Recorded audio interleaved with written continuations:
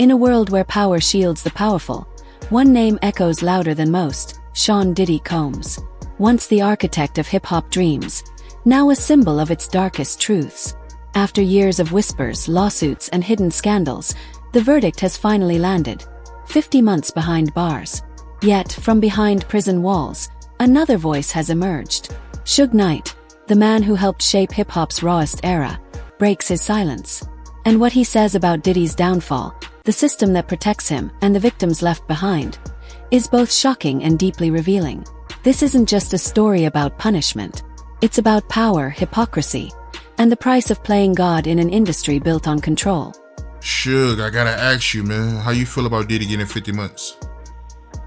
Well, for his Puffy concern, it's a great day for him.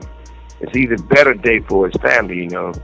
His mother, shot goes out to his mother. She gets to spend her days with her son, soon back on the streets, and he got daughters. So that's always a great day for the family. Overall, though, it's not surprising. You know, we do all know one thing, like I said before, Puffy has strong ties with the government, with the feds, and anybody else would have been cooked, done. I mean, that's the first time in history that a person going to get sentenced and they can actually put on a campaign like they're running for the president of the United States, where they can show videos and pretty much everything. Only thing I was waiting on was the fact that I was waiting on him to bring out the DJ and start playing music and let him do what he do best, dance and shake that ass and end up with no time. Suge Knight's tone might sound almost calm, even congratulatory, but beneath the surface lies critique. He calls it a great day for Diddy's family, yet quickly exposes the truth. This isn't accountability, it's privilege disguised as justice. Suge points out what many are afraid to say. Diddy's ties to power run deeper than the music industry. Strong ties with the government, he says. A claim that draws a line between the streets and the system, between those who face punishment and those who shape it. The fact that Diddy's sentencing looked more like a presidential campaign than a courtroom proceeding speaks volumes. Suge's words cut through the performance. Anyone else would have been cooked. And the other side of it is that, well, the sad side of it is that I couldn't believe that not one of his baby mothers came in to support him or testify. And I was surprised by that because that shows a lot about the character. I know if I was on the stand, if I was up there, at least a few of my baby mamas, at least one for sure, will come have something good to say. But overall, when you look at it, I do feel a certain kind of way for the victims, for Cassie. I mean, what Cassie expect? She started having sex with the higher help.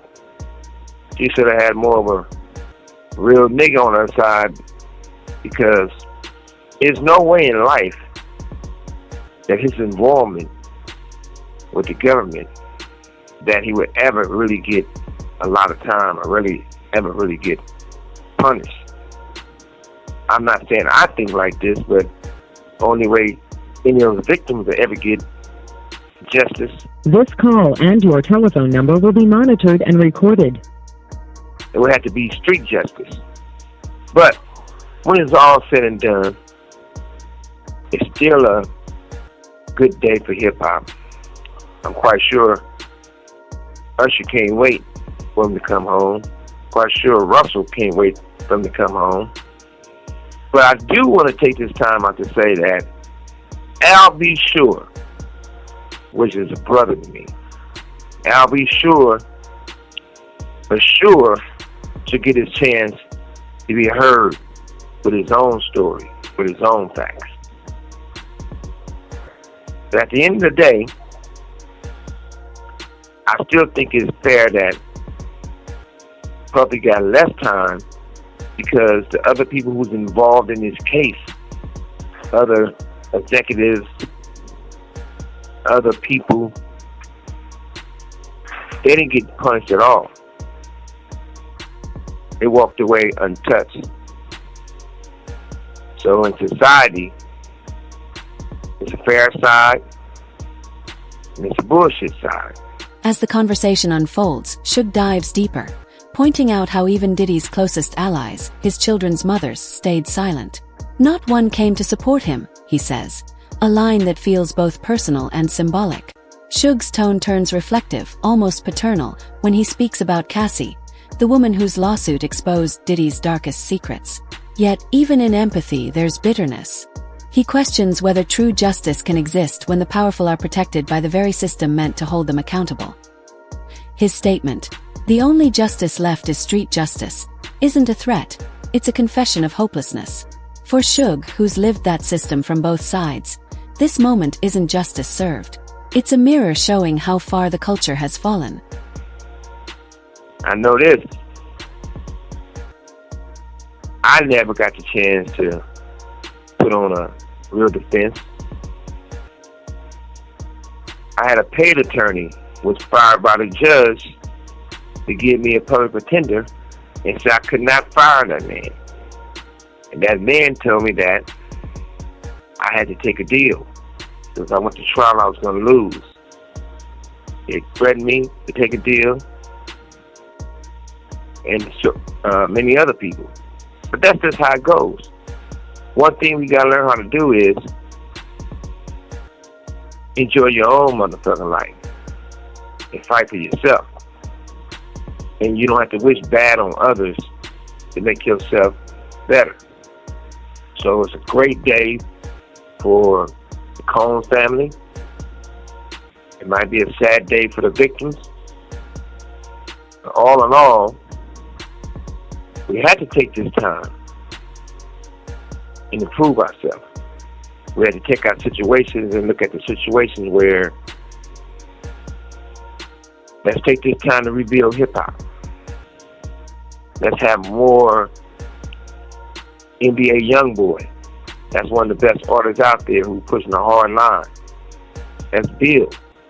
Let's not let jealousy and envy get in the way. Let a man be a man, and let's build hip-hop. Let's build a culture back. In the future, when people want to talk about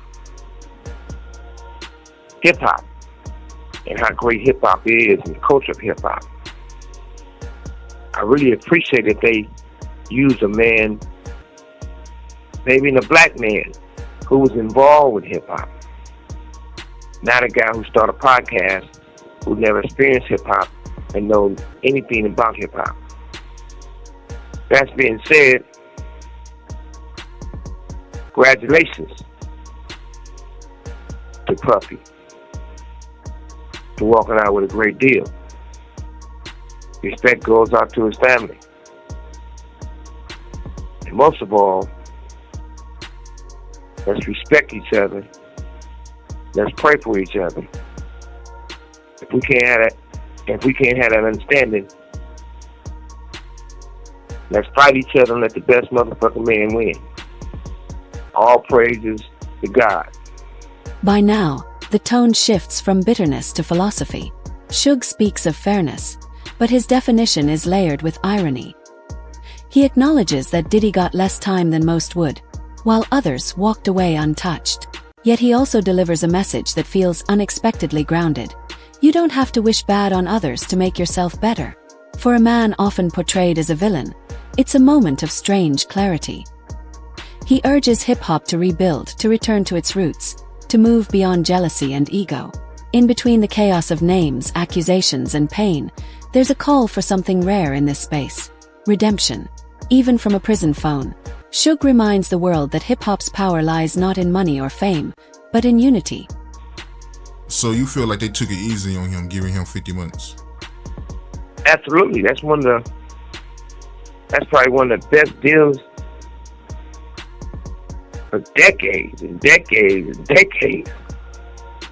This is the first time a black man won without a strong black woman. They wasn't worried about Mandela making all those power moves.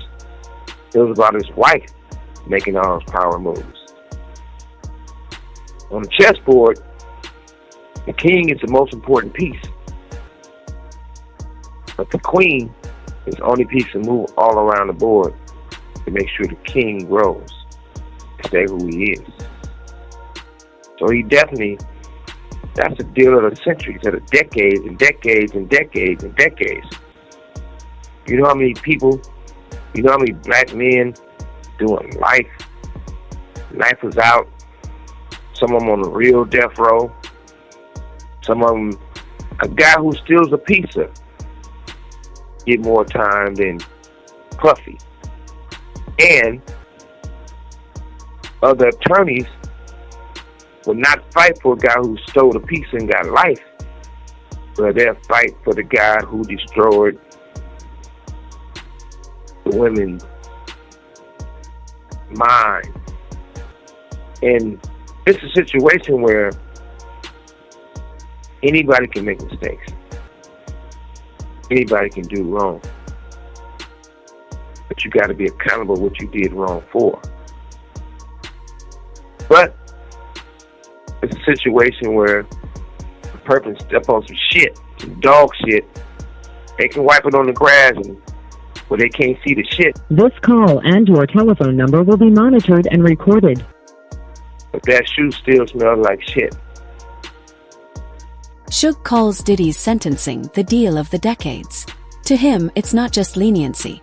It's proof of how race, gender, and influence collide inside America's justice system. He compares Diddy's 50 months to men serving life for stealing pizza, painting a picture that's both absurd and heartbreaking. Then comes his sharpest observation. The shoe still smells like *T, meaning, no matter how polished the defense, the stain remains. Yet, amid the criticism, Suge does something rare. He defends women. He says they're powerless in this system. Their voices muted, their pain minimized. It's a moment that reveals a conflicted truth. Even in his flaws, Suge Knight recognizes injustice when he sees it. You have attorneys felt that they had the need to cry for personal reasons. That tells you a lot about his character in a good way. That motherfucker got the feds. He was able to manipulate whatever that black woman was up there crying. Now, one time, anyone cares about the women. Women is powerless in the United States, and they shouldn't be. So their voice really don't mean as much as people say. That's probably why we have so many child molesters and sex offenders and rapists. They treated like kings because of the fact we got to be more cautious, more respectful, more loyal to the women. I put the woman first. I'm always going to do my best to do that. When it's all said and done, don't think because Puffy got slapped on the wrist that you niggas gonna go out there and do some crime and you gonna get slapped on the wrist. It's not gonna happen. R. Kelly situation was not bad as Puffy's situation. And they kicked R. Kelly square in his ass. And they gave Puffy a hug. So you feel that Diddy got special treatment? It was definitely special treatment. When I was getting sentenced, my mother wanted to speak, my family wanted to speak, and they wouldn't allow no one to speak at all. I wasn't allowed to speak. I wasn't allowed to do nothing. And I don't think anyone else is allowed to do that. I know this. That judge, he didn't give a fuck. He don't give a fuck about those women if they feel there's just some bitches and the script was already written and said. You can tell that when the prosecution didn't go for 20 years or 10 years, they went for 11 years because they know they had no way to win because it was already written the way the outcome was going to be. You can go all the way back. You'll never find no one getting sentenced. They get allowed to make a video of themselves, of their family. They let the judge know why he shouldn't get the punishment he's supposed to get. They can bring up a 2-year-old little girl of his, which we supposed to always love the kids, and make it about her. Here, Suge's words grow darker. His anger now fully focused on what he calls a rigged performance. He breaks down how Diddy's sentencing became a stage production, complete with emotional videos, family appeals, and political theater. No one else gets that, Suge insists, and he's right.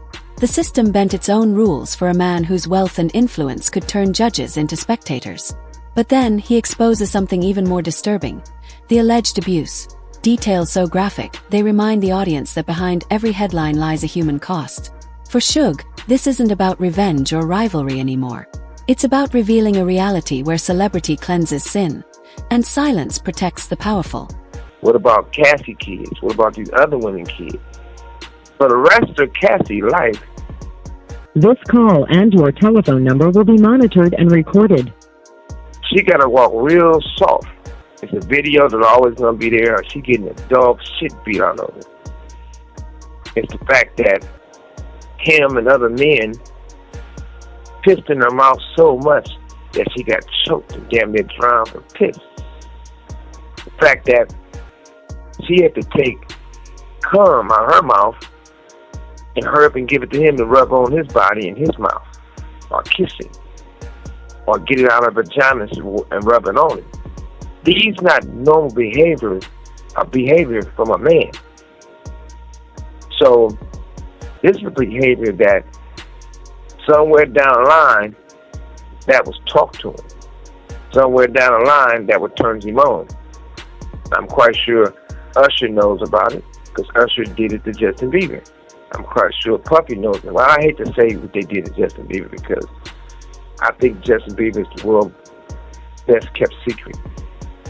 I would like to see Justin Bieber be happy and do what he needs to do for the world, and more importantly for himself. But back to the main objective.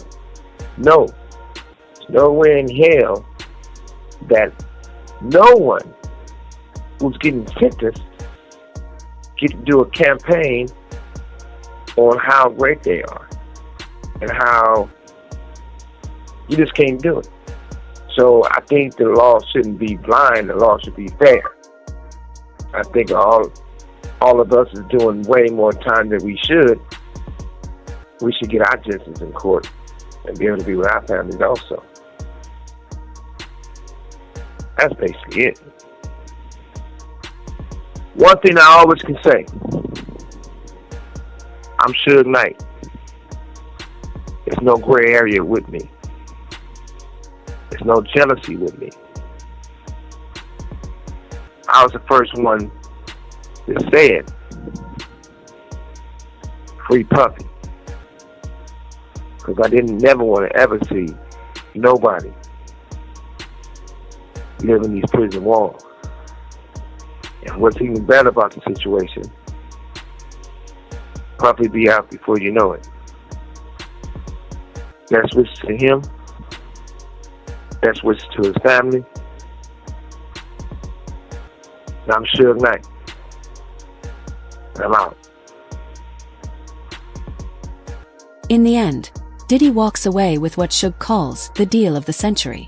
But the story doesn't end in court. It echoes through every lyric, every hustle, every man who watched power bend justice once again. Suge Knight's voice, raw, unapologetic, and unfiltered, becomes more than commentary. It's a reflection of a culture caught between fame and morality, justice and corruption. The fall of one mogul doesn't cleanse the system. It exposes it. Because in hip-hop, as in life, truth isn't what's said in the courtroom. It's what's whispered in the silence afterward.